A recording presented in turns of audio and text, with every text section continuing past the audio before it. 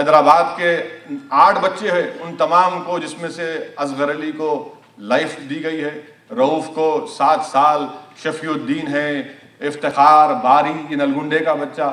آپ اندازہ لگائیے کہ خود فارنسک کا ایکسپرٹ یہ کہتا ہے کہ جب ہرن پانڈیا کو مارا گیا تو ہرن پانڈیا اس وقت اپنی ایک دوسری مسٹرس کے گھر سے واپس آ رہا تھا، اور اس کو جہاں پر پارک کے سامنے ماروتی میں جب اس کو ڈال کر مارا گیا، سکروٹم میں گولی ماری گئی ہرن پانڈیا کے.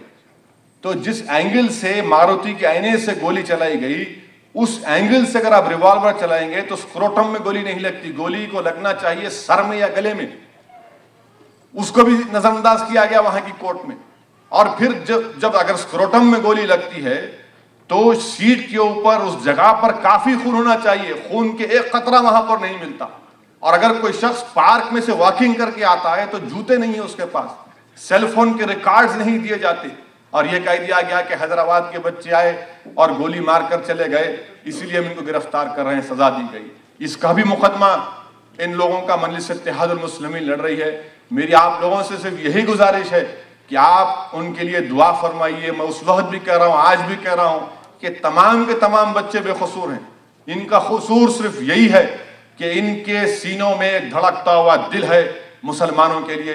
ان بچوں کا صرف قصور یہی ہے کہ وہ گجرات کے ظلم سے متاثر ہو کر کچھ تعمیری کام کرنا چاہتے تھے، مگر تو یہ چیزیں ہیں. اب رہا سوال ہماری ریاست آندھرا پردیش کا، تو آندھرا پردیش میں آپ دیکھتے ہیں کہ ریزرویشن کا مسئلہ مسلمانوں کا، یعنی کانگریس کی گورنمنٹ نے وعدہ کیا تھا کہ پورے مسلمانوں کو 5% تحفظات دیے جائیں گے. کوشش کی گئی، ایک مرتبہ ہائی کورٹ نے اس کو رد کیا. آج یہاں پر یہ لوگ مسلمانوں کو ریزرویشن اگر دے رہے ہیں تو ریزرویشن اس بنیاد پر دے رہے ہیں کہ سید، پٹھان، مغل، عرب اور شیعہ یہ مسلمانوں کے اعلیٰ ذات ہیں، ان کو ہم ریزرویشن نہیں دے سکتے، ماباقی تمام جو طبقے ہیں ان کو ریزرویشن دیں گے. آپ اندازہ لگائیے کہ کیا یہ مسلمانوں سے کھلی دشمنی نہیں ہے؟ اور افسوس کے ساتھ یہ کہنا پڑتا ہے کہ جو مسلم وزراء حکومت میں شامل ہیں وہ اس اقدام کی تائید کر رہے ہیں، اس اقدام کی تائید کر رہے ہیں. ہم نے فتویٰ نکالا اس کے خلاف تو کہا کہ آپ فتوے کی سیاست کر رہے ہیں. ہم نے ان کو بتایا کہ اسلام میں یہ فرقوں کو بنانا کوئی شریعت اجازت ہی نہیں دیتا. قرآن کی آیت ہمارے سامنے ہے کہ اللہ کے نظر میں تمام برابر ہیں، اور جو متقی اللہ کے قریب ہے. خود آقا انعامدار محمد مصطفیٰ صلی اللہ علیہ وسلم کا حجۃ الوداع کا خطبہ کہ گورے کو کالے پر فوقیت نہیں ہے، یہ تمام چیزیں بھول چکے، اور کہا کہ نہیں، آپ میں سوشل سٹریٹیفیکیشن ہے، آپ میں سوشل سٹریٹیفیکیشن ہے، آپ اس بات کو مانے یا نہ مانے، ہم ان لوگوں کو نہیں دیں گے کہ ان کی اعلیٰ ذات ہے. آپ بتائیے، سچر کمیٹی کی رپورٹ یہ کہتی ہے کہ ہم پورے غریب ہیں. آپ جو خوشحال طبقے کو ایکسکلوڈ کیا جا سکتا تھا، نہیں، ہم سیدوں کو، پٹھانوں کو، مغلوں کو، عربوں کو، شیعوں کو نہیں دیں گے. کیوں نہیں دیں گے آپ؟ یعنی اس کا مطلب یہ ہے کہ ان کو ڈیوائیڈ کر دو. اور یہ بات بھی صحیح ہے کہ اتر پردیش اور بہار میں اس طرح کے فرقے ہیں. اتر پردیش اور بہار کی پسماندگی کی اہم وجہ یہ ہے کہ کوئی پٹھان سید سے شادی نہیں کرتا، اور کوئی جو اگر انصاری ہے اتر پردیش میں، جو وہاں کا بیکورڈ کلاس ہے، وہ ان تمام نام نہاد اعلیٰ ذات کے طبقوں سے شادی نہیں کرتا، کوئی مراسم نہیں رکھتا ان سے. جب وہاں وہ مثال دی جاتی ہے کہ اتر پردیش بہار میں ریزرویشن کیا گیا، میں بار بار کہہ رہا تھا کہ آپ کی بات غلط ہے. کئی میٹنگ ہوئی میری گورنمنٹ کے لوگوں کے ساتھ، اور ایک میٹنگ میں تو ایک مسلم وزیر صاحب نے کہا آپ کو نہیں معلوم کیا قریشیوں میں نہیں ہے طبقے؟ میں نے کہا قریشیوں میں ہے طبقے، یہ تمام چیزیں ہیں، مگر آپ یہ بتائیے کہ سوشل ڈسکریمنیشن کہاں ہے؟ سوشل ڈسکریمنیشن کہاں؟ حتیٰ کہ میں نے اپنی مثال دی، لکھ کر دیا کہ اگر آپ میرے کو شیخ سمجھ رہے ہیں تو میری بیوی کا تعلق سید گھرانے سے ہے، مگر میرے سسرے کو کوئی تکلیف نہیں مجھے اپنی ان کی بیٹی دینے سے. ہم نے مولانا عاقل صاحب کی مثال دی کہ ہم کے داماد وہ سید ہیں، ان کے داماد تو سید نہیں ہیں. ہم نے اپنے ایم ایل اے ممتاز خان کی مثال دی، یعنی اپنے گھروں کی مثال دی، تو لوگ خاموش ہو گئے. آپ اندازہ لگائیے کہ یہ پوری سسٹمیٹک کوشش ہے کہ یہ اب نہیں دیکھ رہے ہیں کہ 50 سال کے بعد یہ دیکھنا چاہتے ہیں کہ آندھرا پردیش کا مسلمان ڈیوائیڈ ہو جائے. جس طرح اگر نہیں معلوم آپ لوگ بہار یا اتر پردیش گئے, بہار میں نے اپنی آنکھوں سے دیکھا کہ قبرستانوں کے اوپر لکھا ہوا تھا کہ یہ پسماندہ طبقے کے مسلمانوں کا قبرستان, یہ انصاری طبقے کے مسلمانوں کا قبرستان, یہ لداف مسلمانوں کا قبرستان. اب تک تو حیدرآباد میں دیکھتا تھا کہ اہل سنت کی مسجد یا تبلیغی جماعت کی مسجد یا پھر اہل حدیث کی مسجد, اب قبرستان بھی الگ ہو گیا وہاں پر. اب یہ سوچ وہاں کی کانگریس کی حکومت کی. تو انشاءاللہ تعالی قانونی طور پر ان کا کیس کمزور ہے. مجھے اللہ کی ذات سے پوری امید ہے کہ انشاءاللہ تعالی ہائی کورٹ میں ان کا کیس نہیں ٹکے گا. یہ جو کوششیں کی جا رہی ہیں انشاءاللہ تعالی اللہ کی طرف سے اس میں ناکام ہوں گے, کیونکہ یہ مسلمانوں کے لیے ایک بہت بڑا خطرہ ہے, مسلمانوں کے لیے ایک بہت بڑا ڈینجر ہے. اگر اس کو ڈیوائیڈ کر دیا جائے ان کو ان طبقوں کے نام پر, تو آٹومیٹیکلی ان کی اجتماعی قوت ختم ہو جائے گی. اور آندھرا پردیش میں اس لیے کر رہے ہیں کیونکہ آندھرا پردیش میں جو کچھ تعمیری کام ہو رہا ہے وہ پورے ہندوستان کے مسلمانوں کے لیے ایک مشعل راہ ہے. کہ چیف منسٹر نے ایک نہیں بلکہ 27 مرتبہ پرانے شہر کو آئے, کچھ اعلان نہیں کیے. تو راجشیکھر ریڈی نے ہم سے پوچھا کہ آپ کیا چاہتے ہیں. ہم نے کہا کہ ہمارے علاقوں میں جن حلقوں کی ہم نمائندگی کرتے ہیں وہاں پر سب سے بڑا مسئلہ جو ہے وہ انڈر گراؤنڈ سیوریج سسٹم کا ہے. وہ نظام کے زمانے میں ڈالا گیا تھا, اس کو اگر آپ صحیح کریں گے اور اس کے لیے کیا فنڈ ہوگا چیف منسٹر نے کہا.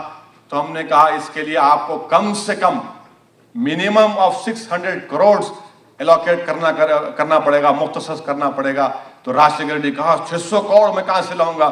ہم نے کہا تو یہی اس لیے ہم کہہ رہے ہیں کہ آپ آ کر کاسمیٹک اناؤنسمنٹ مت کریے, ہم آپ کا استقبال نہیں کریں گے. تو بہرحال چیف منسٹر نے کہا کہ نہیں, ڈونٹ وری, میں ساتھ چلوں گا اگر یہ مسئلہ ہے. وہاں پر اس وقت واٹر ورکس کے ایم ڈی جواہر ریڈی اچھا آدمی, اس نے کہا کہ صاحب یہ بات بالکل صحیح ہے, اس کی وجہ سے کئی غریب لوگ کے گھرانے جو پانی پیتے ہیں وہ بیمار پڑ جاتے ہیں, کیونکہ پانی کی لائن سیوریج لائن سے کرس کراس کرتی ہے, اس سے مل جاتی ہے.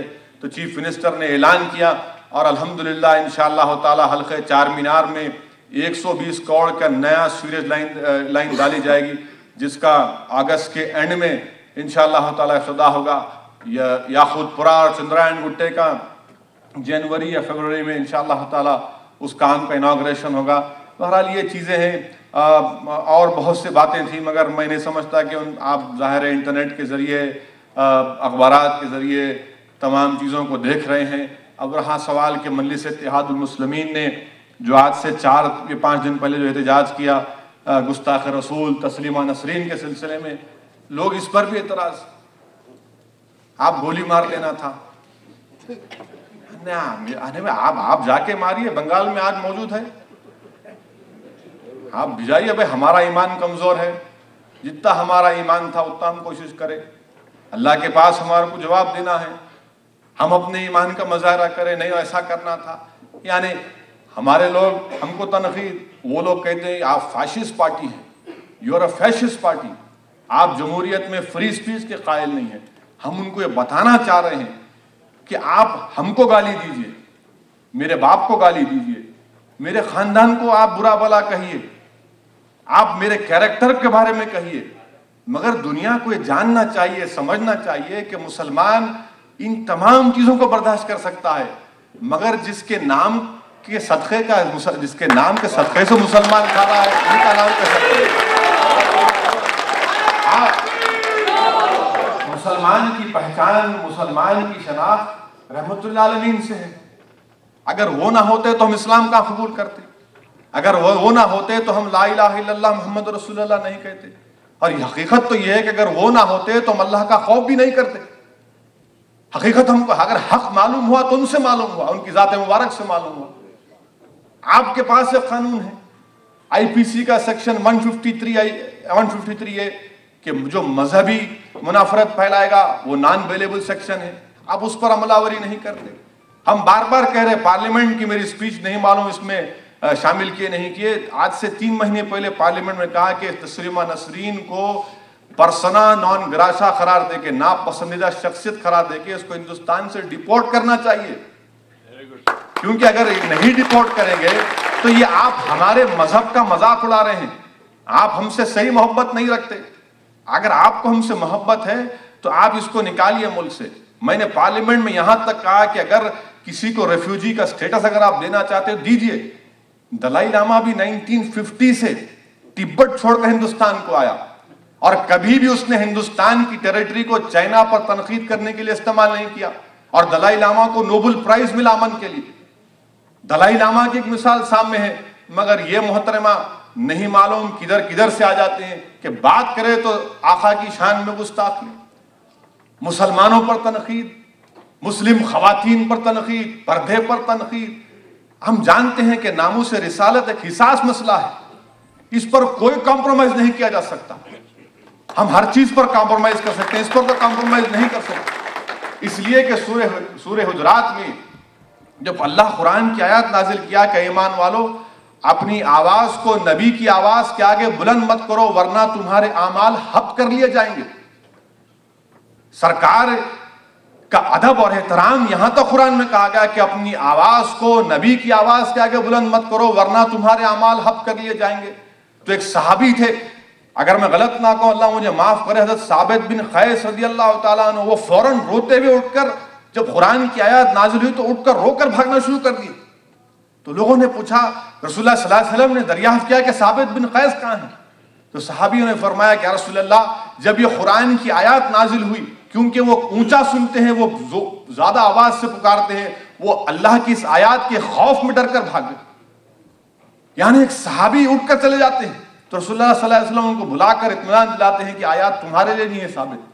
آپ ہم سے کہتے ہیں کہ نہیں آپ برداشت کریے، فریڈم آف ایکسپریشن ہے، فریڈم آف اسپیچ ہے، یہ فنڈامنٹل رائٹ ہے۔ ہر فنڈامنٹل رائٹ کی ایک لکشمن ریکھا ہوتی ہے، آپ اس کے آگے نہیں جا سکتے۔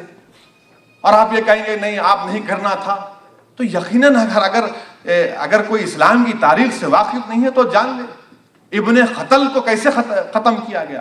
فتح مکہ کے بعد جہاں پر رسول اللہ صلی اللہ علیہ وسلم اپنی نظر مبارک کو نیچے کر کر مکہ میں داخل ہوئے کہ اگر کوئی ان کا جاننے والا دیکھ کر شرمندہ نہ ہو جائے، وہیں پر رحمت اللہ علیہ نے صحابہ کو حکم دیا کہ ابن قتل جہاں پر بھی ہوگا اسے ختم کر دو، اس لیے کہ وہ میری شان میں گستاخی کرتا تھا۔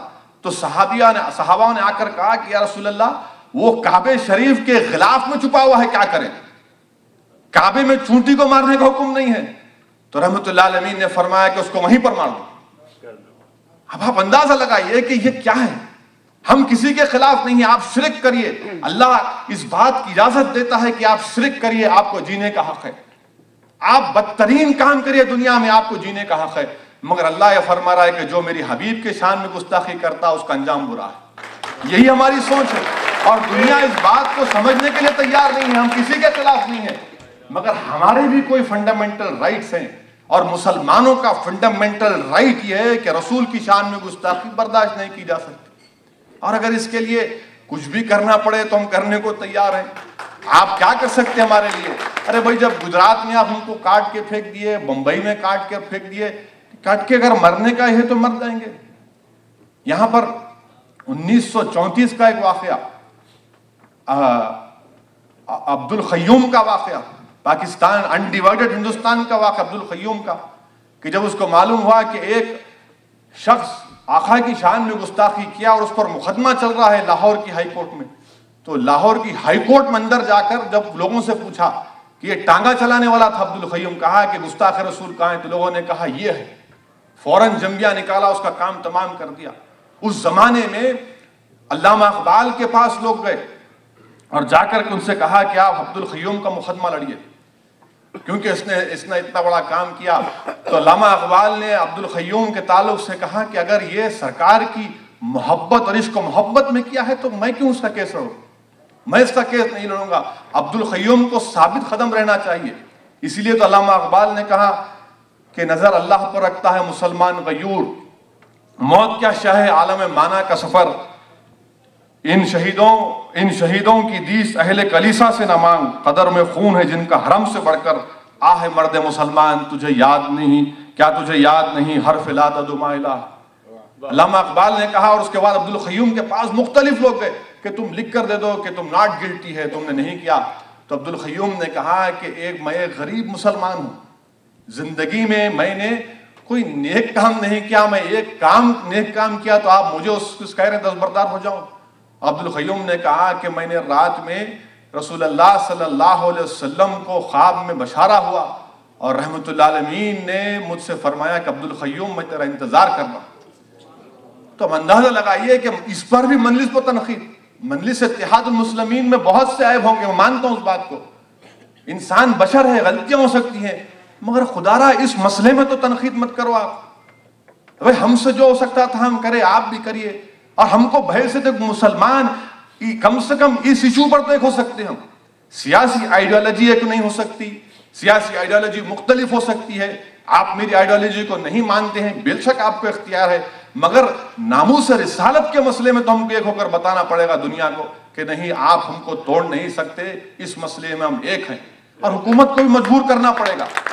اور میں حکومت ہند سے ہم مطالبہ کریں گے کہ تسلیمہ نسرین کو بھیجائیے واپس ہندوستان سے، آپ کہیں پر بھیجائیے اس کو، وہ یہ جتنی جو غلاظت ہے اس کو نکالیے، نکال کے کہیں پر جانے دیجیے۔ ارے بھائی بہت سے ملک ہیں دنیا میں، کیا دنیا چھوٹی پڑ گئی ان کے لیے؟ کہیں پر جائیے، سویڈن کا پاسپورٹ ہے اس کے پاس، سویڈن چلا جائے، کہیں پر بھی چلا جائے، مگر ہندوستان میں اس کی کیا ضرورت ہے؟ آپ لا کے ہمارے پاس تھوپتے۔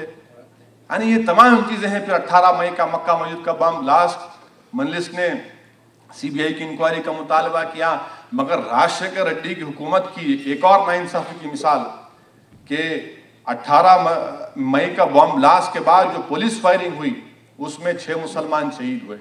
ایک ہفتے میں 2 بار نمائندگی کرنے کے بعد سی بی آئی انکوائری کے لیے تیار ہوئے، جوڈیشل انکوائری کے لیے تیار ہوئے، اور آفیسروں کے سسپینشن کو قبول نہیں کیے۔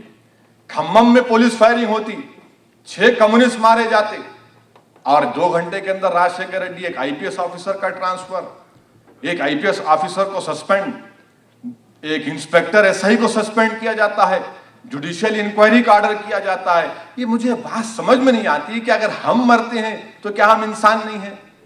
اسی سے فرقہ پرستی پیدا ہوتی ہے کہ اگر مسلمان تمہاری پولیس کی گولی کا نشانہ بنے گا تو تم اس کو سسپینڈ نہیں کرے گے، اگر کوئی غیر مسلم بنے گا تو آپ 2 گھنٹے میں انکوائری آرڈر کرتے۔ یہ انصاف کا پیمان، یہ ناانصافی ہے نہیں ہے تو کیا ہوگا؟ اور جب مجلس ان چیزوں کو اٹھاتی ہے تو آپ کمیونل ہیں، آپ فاشسٹ ہیں، تو مجھے کہنا پڑے گا کہ یقیناً مجھے اپنے کمیونلزم پر فخر ہے۔ اگر حقوق کی لڑائی، اگر میں اپنے حقوق کا حق کے لیے لڑ رہا ہوں اور اس کے لیے اگر مجھے آپ کمیونل کہتے ہیں تو میں زندگی بھر کمیونل ہی رہوں گا۔ مجھے اپنا رائٹ ملنا چاہیے، مجھے اپنی زندگی کی قیمت ملنا چاہیے۔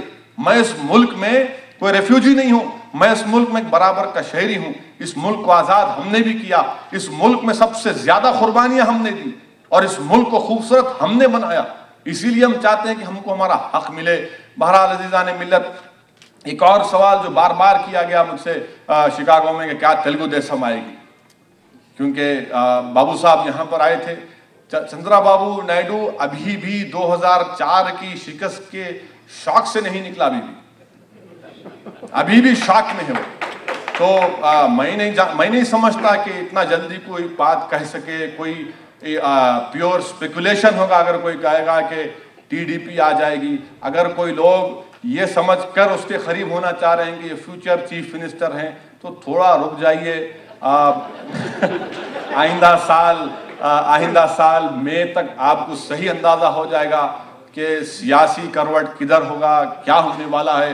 اتنی جلدی کوئی کنکلوژن پہ آنا غلط ہوگا، کیونکہ نہیں معلوم 2009 میں، کیونکہ آپ دیکھیے آج جو آندھرا پردیش کی لڑائی ہے وہ کما اور ریڈیوں کی لڑائی ہے، ڈومینیشن کی لڑائی ہے کما اور ریڈیوں کی۔ کمیونسٹ پارٹی سی پی آئی کا جو آندھرا کا چیف ہے وہ کما، سی پی ایم کا جو چیف ہے وہ کما، تیلگو دیسم کا جو چیف ہے وہ کما، جو 2 اردو تیلگو اخبارات تیلگو دیسم کی تائید کر رہے ہیں وہ کماؤں کے، چیف منسٹر ریڈی۔ یعنی تمام یہ جو ڈومینیشن کی لڑائی ہے یہ کما اور ریڈیوں کی، اور یہ وقت بہت اچھا ہے مسلمانوں کے لیے، دلتوں کے لیے، بیکورڈ کلاس کے لیے کہ 2 کی لڑائی میں اپنا فائدہ نکالیں، یہ لڑتے رہیں۔ اور یقیناً دیکھیے یہ ان کی لڑائی صرف اور صرف پولیٹیکل ڈومینیشن کے لیے ہے، اور یہ جانتے ہیں کہ پولیٹیکل ڈومینیشن سے ہی یہ لوگ معاشی طور پر مضبوط ہوئے، ورنہ لوگ یہاں پر بزرگ بیٹھے ہوئے ہیں جانتے ہیں کہ تاریخ کو کہ آج سے 35-40 سال پہلے یہ لوگ کیا تھے۔ पॉलिटिकल एम्पावरमेंट के बाद इनके पास पैसे आ गए, तमाम चीजें आ गई, तो अभी हम कुछ नहीं कह सकते। तेलंगाना का मसला है, यकीनन इंशाअल्लाह ताला बगैर मुसलमानों की तायद तेलंगाना नहीं बन सकता, और हम उसी वक्त इस कॉन्सेप्ट की तायद करेंगे जब हमारे सामने कोई बात आएगी। बात ये होनी चाहिए कि हमको क्या फायदा होगा। अरे भाई, अगर तेलंगाना बनेगा फिर आलाजाद के लीडर हैं, वेलमा तबके से इनका ताल्लुक, या कि आलाजाद के लोग तमाम मलई खाएंगे, तमाम चीज करेंगे, कमजोर तबकात कहां पर जाएंगे? कमजोर तबकात कहां पर जाएंगे? तो इसीलिए आज एक अच्छा मौक़िफ़ है, अच्छा माहौल है, बावजूद इसके कि जो लोग अपनी जिंदगी का एक 1 पॉइंट फार्मूला बनाकर मजलिस पर तनकीद कर रहे हैं, मैं आप तमाम लोगों की बात से मुत्तफिक हूं। यकीनन इस चीज को खत्म होना चाहिए। हमको किसी से कोई इख्तलाफ नहीं है, हम अपना काम करना चाहते हैं। आप गैर जरूरी कि हम पर तनकीद कर रहे हैं, और अगर आप इसको खत्म करना चाहते हैं तो हम बराबर खत्म करने को तैयार हैं। मेरा काम एक सियासी काम है, मैं एक अवाम का सियासी लीडर हूं। अगर आप मुझे कायद नहीं समझते तो कम से कम रहबरी के दावे से तो आप मुझे महरूम नहीं कर सकते। मैं तो अपना काम करूंगा चाहे कुछ भी हो जाए, और अगर मुकाबले के लिए कोई भी आएगा तो जाहिर है it is an open world, मैं रुक नहीं सकता, मुकाबला तो करना पड़ेगा। अगर इसका खात्मा होता है तो मिल्लत के मफाद में होगा। यकीनन हम चाहते हैं कि इसका खात्मा हो जाए। क्यों और आखिर इस बात पर अपनी बात को ख़त्म करूंगा कि कायद मिल्लत बहादुर यार जंग अलैहिर्रहमा के एक तकरीर का एक मशहूर जुमला था कि मुसलमानों, मजलिस इत्तेहादुल मुस्लिमीन से वाबस्ता हो जाओ। मजलिस जो कहे वो करो, मजलिस जिस रास्ते पर लेकर जाए उस रास्ते पर जाओ। अगर मजलिस बिगड़ जाती है तो उसको छोड़ो मत, उसको सुधारो। ये कायद मिल्लत बहादुर यार जंग अलैहिर्रहमा का मशहूर जुमला था। तो मैं आपसे कह रहा हूं कि अगर हमारे में कोई नुक्स है, कोई कमजोरी है, ये आपकी जमात है। असदुद्दीन ओवैसी यहाँ पर है, हो सकता है कल सुबह का सूरज ना देखूं, मुझे भी इस जमीन की ग़िज़ा बनना है, मगर ये जो मिल्लत का एक असासा है, ये जो मिल्लत की एक ताकत है, हमारी कोशिश ये होनी चाहिए हम इस जब दुनिया से चले जाएंगे तो इंशाअल्लाह ताला सुबह क़यामत तक ये एसेट तमाम मुसलमानों में जारी रहे। सुबह क़यामत तक दारुस्सलाम को आबाद रखना है, क्योंकि एक मुसलमानों का एक मरकज़ सियासी है, ये मेरा नहीं है। अगर मैं मर भी जाऊंगा तो मुझे दफन के लिए भी जगह वहां पर नहीं मिलेगी, और ना मैं चाहूंगा।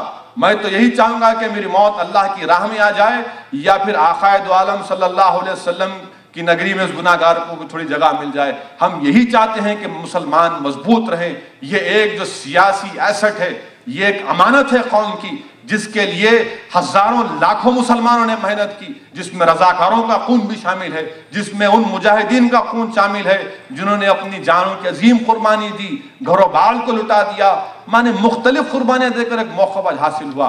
ये कोई आधी दिन की मेहनत नहीं है, या फिर ये कोई 2 दिन की मेहनत नहीं है, बरसों के बाद एक मौका हासिल हुआ है। इस मौका को और मजबूत करना है, इसको हमारी आने वाली जनरेशन तक पहुंचाना है, ताकि सही मानों में मुसलमानों की रहबरी हो सके, मुसलमानों की खिदमत हो सके। वाखिर दावानिल हम्दुलिल्लाहि रब्बिल आलमीन।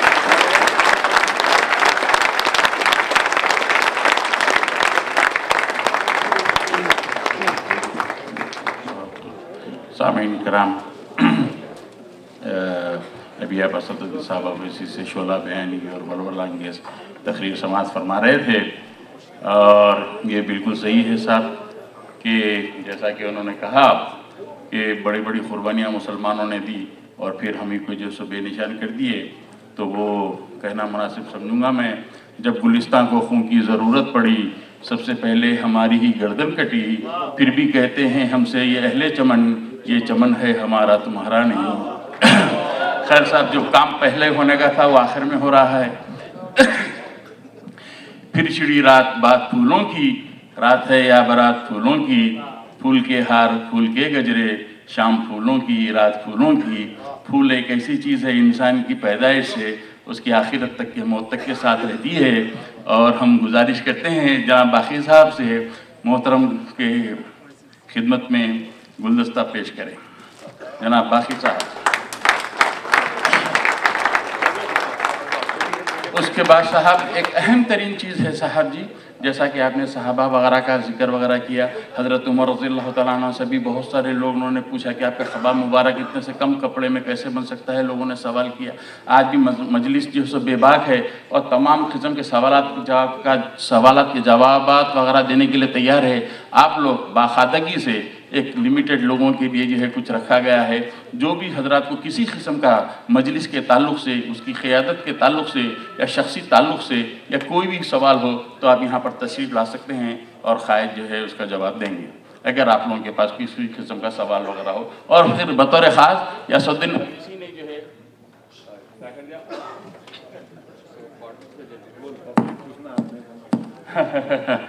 تو جو اور قائدی نے کہا ہے کہ تم سب کو آزادی ہے، پھر آزادی کا موقع بھی ہے، اور جو کچھ بھی آپ کے دل میں کسی قسم کی اضطرافی انتشاری کیفیت وغیرہ ہے تو برابر آپ ان سے سوال کر سکتے ہیں اور اس کا جواب جو ہے ملے گا۔ اور پھر آخر میں ایک شعر دو شعر کر کے عرض کر دیتا ہوں۔ دنیا میں جنگ عام ہے روٹی کے واسطے، شمشیر بے نیام ہے شمشیر بے نیام ہے روٹی کے واسطے، گھنگرو طواف کرتے ہیں روٹی کے گرد ہی، کوٹھے کا اہتمام ہے روٹی کے واسطے، زاہد کی دعاؤں میں روٹی کا تذکرہ، بدنام یہ غلام ہے روٹی کے واسطے، بانگی کی اذانیں بھی محتاج نان ہیں، مندر میں رام رام ہے روٹی کے واسطے۔ اور ہم سب خود جو ہے سب یہاں روٹی کے لیے آئے ہیں، اور اس 5 سوال کا موقع دیا گیا ہے، اس کے بعد پھر روٹی کا انتظام وہاں پر ہے۔ السلام جلدی آ جائے صاحب، اور جو کوئی اگر پیچھے اگر رہ گئے ہیں، اگر سامنے سوال کرنا ہے تو یہاں پر تشریف لائیں، برابر جو ہے اس کا مظاہرہ کریں صاحب۔ آئیے صاحب، سعادت صاحب۔ السلام علیکم۔ کہ مجلس کو قائم ہوئے 40 سال ہو گئے، کیا وجہ ہے کہ آج تک مجلس جو ہے آل انڈیا پارٹی نہیں بن سکی؟ اس کی کیا وجوہات ہے؟ یا تو قیادت کی کمی ہے یا آپ کے پاس کوئی صحیح پلان نہیں ہے جس کی وجہ سے آج تک مجلس کو آل انڈیا لیول پر قبول نہیں کیا گیا؟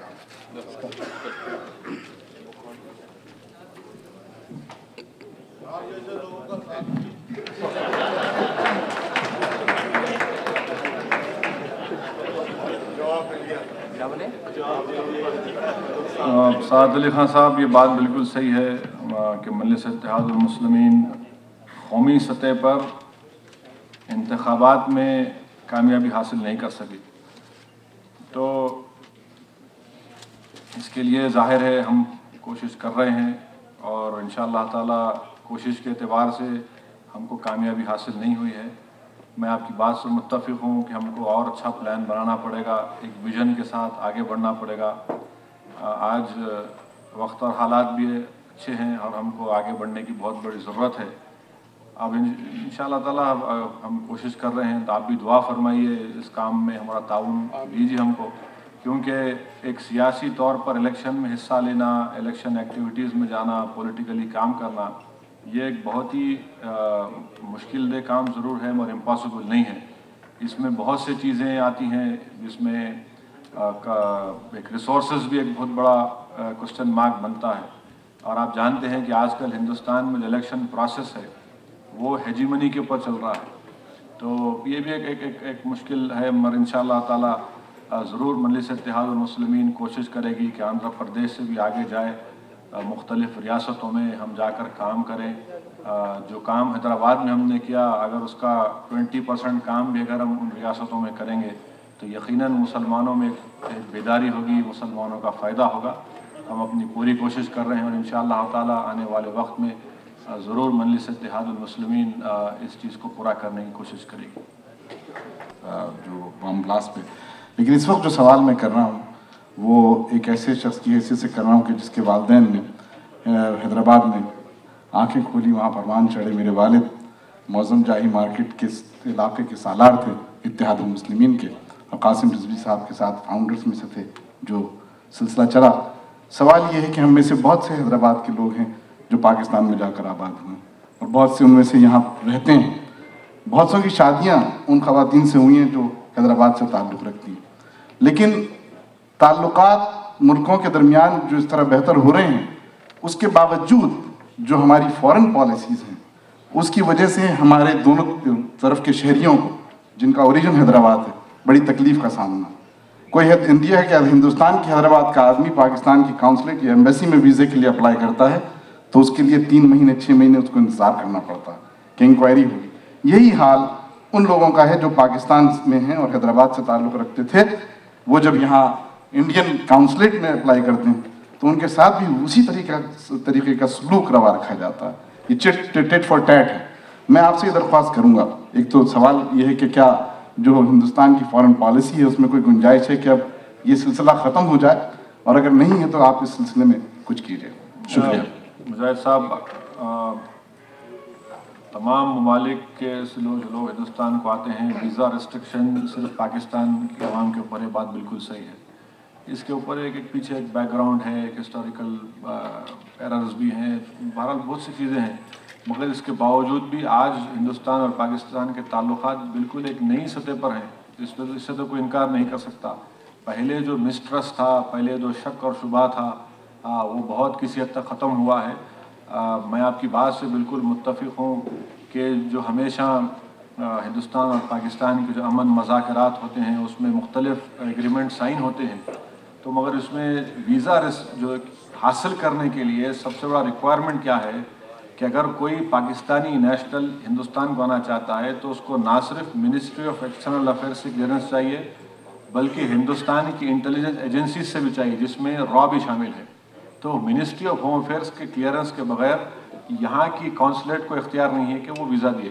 میں آپ سے ایک ہی گزارش کروں گا, کیونکہ میں حیدرآباد کا رکن پارلیمان ہوں, یا اگر آپ ہندوستان کے کسی بھی ریاست جانا چاہتے ہیں, میرا ای میل ایڈریس ہے. آپ صرف اس کے اوپر جو پاکستان کے وزٹر ہیں ان کی پاسپورٹ کاپی آپ سکین کر کے میرے کو ای میل کریے. میں وزارت داخلہ کے منسٹر کو خط لکھوں گا, اور میرے بولنے کے اوپر کئی پاکستانی نیشنلز کو, خاص طور سے میرے خود رشتہ دار اور احباب میرے جو لوگ آج کراچی میں ہیں, ان کو ویزا ملنے میں آسانی ہوئی ہے. یہ ایک پروسیجرل چیز ہے جو حکومت ہند اس پہ انسسٹ کر رہی ہے کہ جب تک ایجنسیز سے کلیئرنس نہیں دیا جاتا, ان کا بیک گراؤنڈ چیک نہیں ہوتا, ہم نہیں دیں گے. ویزا ریلیکسیشن تو ہے, بہت سے لوگ جو انڈین بارن ہیں ان کے لیے تھوڑا بہت اتنا اسٹرکٹ نہیں ہے, مگر ایک پروسیجرل چیز ہے. اس کے لیے وہ تیار نہیں ہو سکتا ہے کہ اگر مشرف صاحب اور 1 سال بھر رہے تو یہ چیز بھی ختم ہو سکتی ہے. مگر اگر آپ کو سے کوئی تکلیف ہے تو پلیز آپ میرے کو ای میل کر دیجئے. ہماری نمائندگی پر انشاءاللہ تعالیٰ وہ جو ٹائم پیریڈ ہے میرے خیال سے بہت کم ہو جائے گا. 15-20 دن کے اندر بھی انشاءاللہ تعالیٰ وہ لوگ بیک گراؤنڈ چیک کر کے آپ کو ویزا دے دیں گے. کہ ہمارے خطیب امام صاحب ہیں جو اندر داخل ہوتے خود جو پولیس ان کی چیک کرتی ہے, تو یہ مسلمانوں کے لیے بہت معیوب بات ہے. میں ایک بات آپ سے کہنا چاہوں گا کہ میں شکاگو کے ماحول کو پرآشوب نہیں کرنا چاہتا ہوں. جی جی بہت اچھا ماحول ہے یہاں کا. میں پچھلے 7 دن سے میں اخبار نہیں پڑھ رہا ہوں, تو میں سیاست یا منصف کے اوپر بات نہیں کرنا چاہتا ہوں. آپ نے جیسے نماز کے بارے میں اور قرآن کے بارے میں کہا, تو ہمارے ایم ایل اے جو دوسری جگہ بھی نماز پڑھتے ہیں تو وہ ٹائم نکال کے ہر جمعہ جو ہے مکہ مسجد میں نماز پڑھا کرے تاکہ وہاں کے حالات سے بھی واقف ہو سکیں وہ لوگ. بالکل آپ کی ہم کوشش کرتے ہیں مختلف حلقے کے مختلف جامع مسجد کے جا کر نماز جمعہ ادا کریں. انشاءاللہ تعالیٰ مکہ مسجد میں پڑھنے ضروری ہے انشاءاللہ. حیدرآباد تشریف لائیے کہ اسے اور شعر پیدا کر دے. اسد کے حساب سے شعری ہے, اللہ شعری قائم رکھے. ایک چھوٹا سا سوال ہے, آپ کی اسپیچ کے دوران میں بہت ایکسائٹڈ ہو کے سن رہا تھا, میل ملاپ کی بات ہو رہی تھی. ہم دور رہ کر اپنے حیدرآباد کی خوش ماحول اور اچھے ماحول کی دعا کرتے رہتے ہیں, لیکن ایک چھوٹی سی بات یہ ہے کہ مجھے سمجھ میں نہیں آتی. I am not very known about the political activities, مگر جو ہمارے آپس میں جو بہن بھائی, جو ہمارے جو بھائی لوگ آپس میں ایک دوسرے پر جو تفرقہ کے پیدا کرنے کی کوشش کر رہے ہیں, اس کی حد تک اتحاد المسلمین جیسی اسٹرانگ پارٹی کہاں تک میل ملاپ کے لیے اپنا ہاتھ آگے بڑھے گی. ہماری تو بھائی یہی خواہش ہے کہ تم جیو ہزاروں سال, ہر سال کے دنوں 50,000. حیدری صاحب میں آپ کو ذمہ داری دے رہا ہوں, آپ مسئلے کو ختم کر دو. آپ نو پرابلم. اب فواد ایک سوال کریں گے, آخری سوال ہے. Assalamu alaikum. Assalamu alaikum. Asad bhai, thank you so much for an inspirational speech. I don't have a question, I have a request. I volunteer for an organization called Indian Muslim Council. And Indian Muslim Council is engaged in providing political platform for leaders like you in America.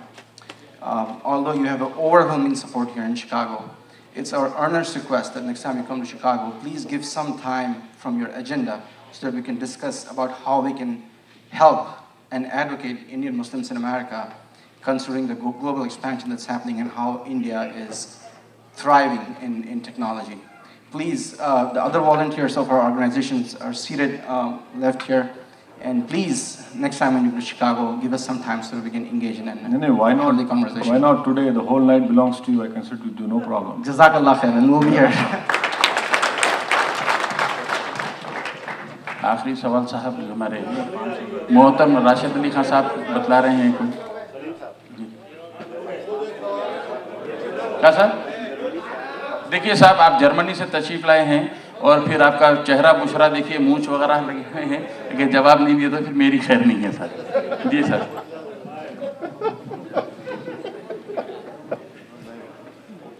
बड़ी नवाजिश, शकील चख्ताई, मैं Berlin Germany से आया हूँ, 21 तारीख को वापसी है। आपकी तकरीर माशाल्लाह बहुत दिल खुश हुआ कि हिंदुस्तान के किसी ऐसे मुसलमान से भी साबका पड़ा जो कि किसी भी किस्म की झिझक और उसके बग़ैर उसने बड़े खुल के बात की।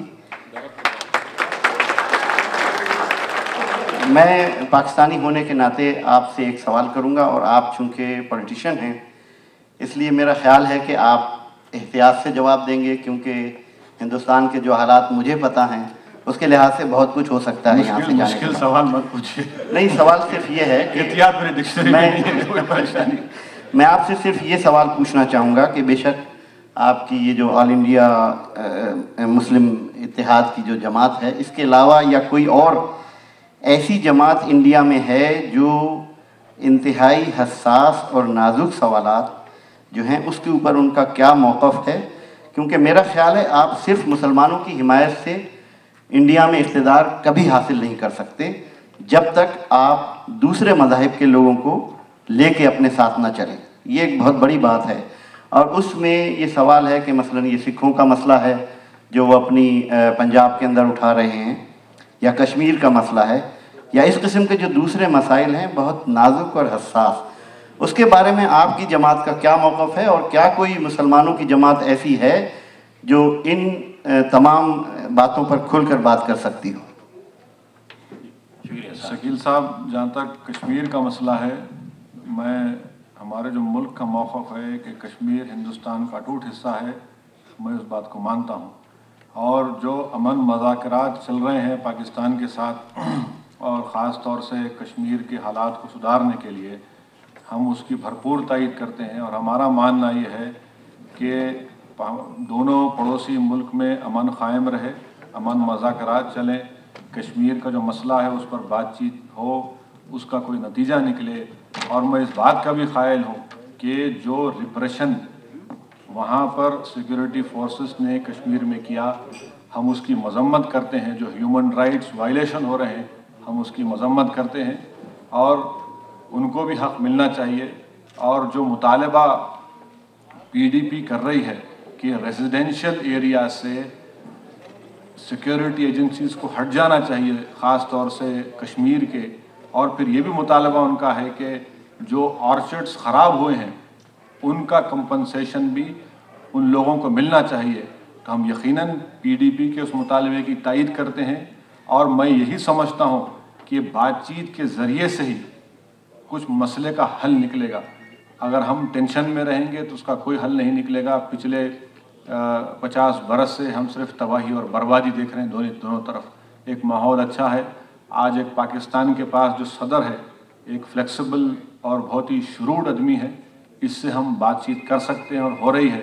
और अल्लाह से दुआ है कि अल्लाह सुब्हानहू व तआला इन कश्मीरियों को कोई राहत दे। और राहत उनको उसी वक्त मिलेगी जब दोनों ममालिक आपस में बात करेंगे और इसका कोई हल निकलेगा। अब रहा सवाल कि हमसे हटकर कोई सियासी जमात मुसलमानों की, खालिस मुसलमानों की जमात है, वो केरला में मुस्लिम लीग है।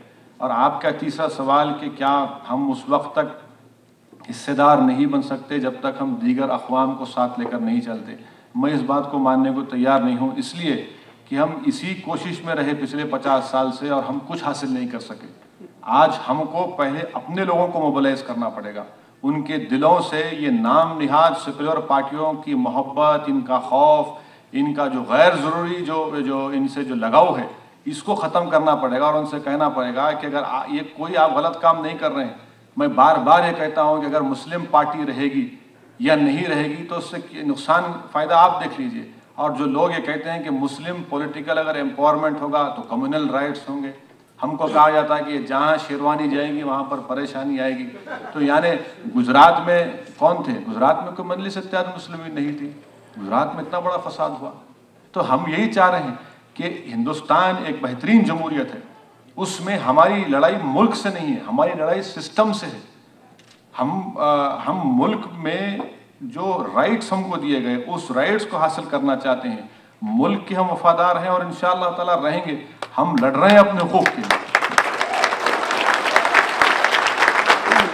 شکریہ صاحب. آپ تمام سامعین حضرات ہو گئے، میں سمجھ رہا ہوں کہ جواب ہو گیا صاحب. اور آپ کے 3 سوال ملا کے 8 سوال ہو گئے. اس طریقے سے یہاں پر جو ہے آپ تمام کا بے حد شکریہ. اور بالخصوص ہمارے ڈاکٹر رفتی نسیم، راجہ رانا صاحب وغیرہ سب تشریف لائے ہیں یہاں پر. اور اب کوئی سوال وغیرہ کی وہ نہیں ہے، البتہ صرف ایک چیز معروضہ آپ لوگوں کی خدمت میں ہے اور وہ ہے کہ تام حاضر ہے، سیلڈ ہے، روٹی ہے، اس کے پاس قورمہ ہے، بریانی اور چکن ہے صاحب جی. اس کے آگے پھر رائتا ہے اور مرچوں کا سالن اور ہر مرض کی دوا